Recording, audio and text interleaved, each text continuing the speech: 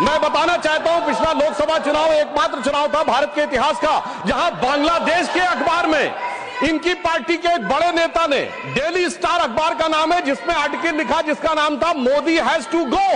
मैं पूछना चाहता हूं कांग्रेस के नेताओं को, बांग्लादेश के अखबार में यह लिखने की आवश्यकता क्यों पड़ी मोदी हैज टू गो, और इसका और जीत का क्या कनेक्शन है, यह मैं प्रबुद्ध सांसदों के विवेक के ऊपर छोड़ता हूं।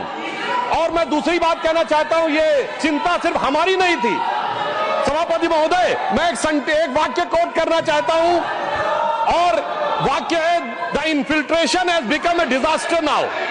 I have both the Bangladeshi and Indian voter list. This is a very serious matter. I would like to know when it would be discussed in the House. Sir आपको पता है किसने बोला था? ममता बनर्जी 4 अगस्त 2005 इसी भारत की संसद में बोला गया। अब बताइए, तब ये कहते थे और आज ये कर रहे हैं। इसे कहते हैं कि देख तेरे संसार की हालत क्या हो गई भगवान, कितना बदल गया इंसान।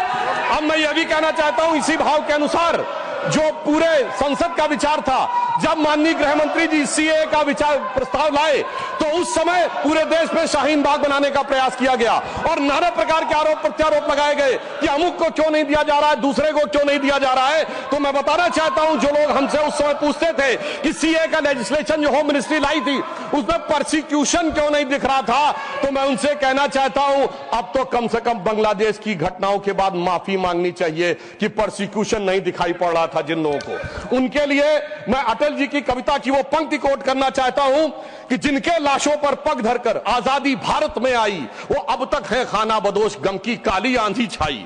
हिंदू के नाते उनका दुख कहने में तुम्हें लाज है आती, तो सीमा के उस पार चलो सभ्यता जहां कुचली जाती। मगर अफसोस की बात यह है सभापति जी, जब ये सीमा के पार जाते हैं तो क्राइम अगेंस्ट ह्यूमैनिटी शब्द गाजा के लिए लिखते हैं अपने ट्वीट में, बांग्लादेश के लिए नहीं लिखते हैं। उससे भी साफ समझ में आ जाता है कि सीमा के पार इनकी दृष्टि कहां और किस रूप में आती है।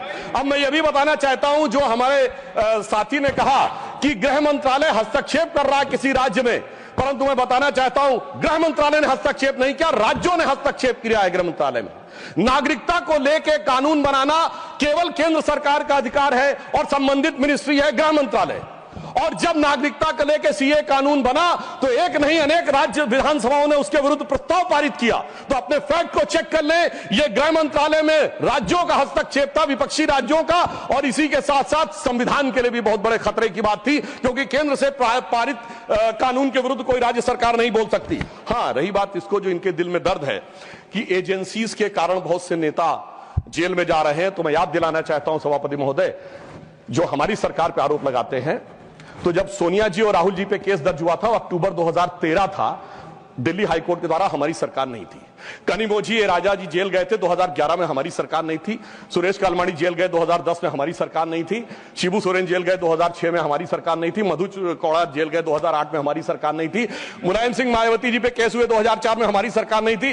करुणानिधि जी जेल गए 2000 में, लालू यादव जी जेल गए 1997 में, झारखंड मुक्त मोर्चा रिश्वत काट 1994 में, और सर राजीव गांधी जी पे आरोप 87 में और एफआईआर 1990 में। मेरे भाई, हम लोग पढ़ाई की एज से प्रौढ़ावस्था में आ गए, आप लोगों को अंदर बाहर कोर्ट कचहरी का चक्कर काटते देखते हुए, और फिर 2014 के बाद की पर्ची हमारे नाम की फाड़ रहे हैं। मुझे लगता है ये बिल्कुल तथ्यों के विपरीत है। ईमानदारी से उनको आत्मावलोकन करने का प्रयास करना चाहिए, बजाय कि आरोप लगाने के ऊपर।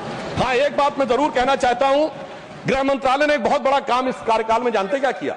इस देश को वास्तविक रूप में सेकुलर बना दिया, समग्र रूप से सेकुलर बना दिया। सर वो क्या था, 1976 में जब कॉन्स्टिट्यूशन अमेंडमेंट करके सेकुलर वर्ड जोड़ा गया कॉन्स्टिट्यूशन में, तो कश्मीर की विधानसभा ने उसे एक्सेप्ट नहीं किया था। इसलिए इस देश में एक ही राज्य था जो संवैधानिक दृष्टि से सेकुलर नहीं था। सर 5 अगस्त 2019 को जब धारा 370 हटी तो यह वास्तविक अर्थों में पूरा देश सेकुलर हो गया। इसके लिए मुझे लगता है गृह मंत्रालय को बधाई दी जानी चाहिए।